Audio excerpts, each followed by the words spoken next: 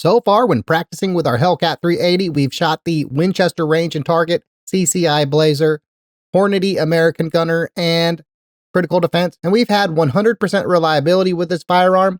Well, now probably the real test comes, the Fiocchi Challenge. How does it do with the 95 grain full metal jacket Fiocchi ammo? Let's shoot.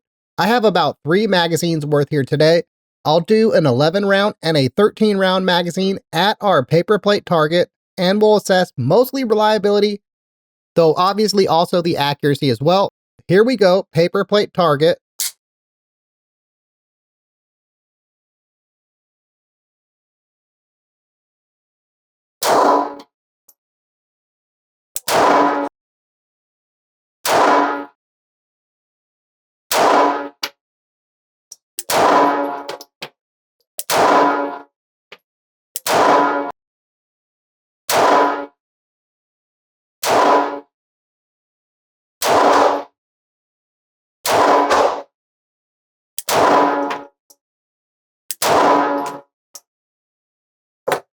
Okay, a few of those really low on the paper plate.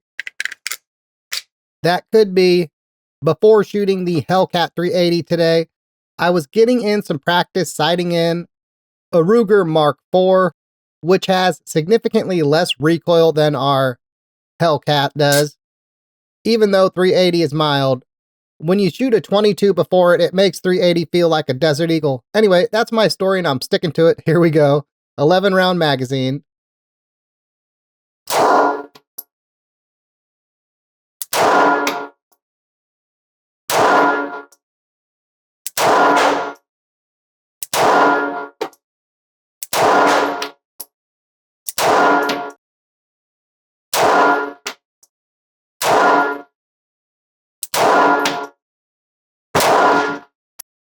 Okay, so far through 2 magazines, 0 failures. Maybe not the world's greatest accuracy, but at least it's functional. Let's reload with the last 10 I have in this box. And what I'll do is we'll do 10 shots to actually assess that accuracy at our little 1.5-inch challenge target out there.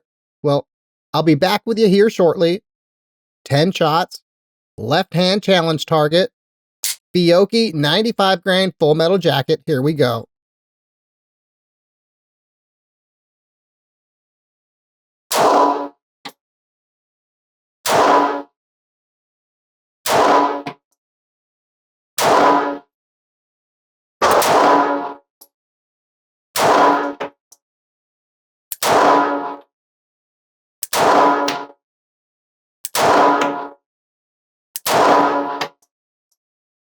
Okay, we got at least 1 on the target, a handful on the plank or business card.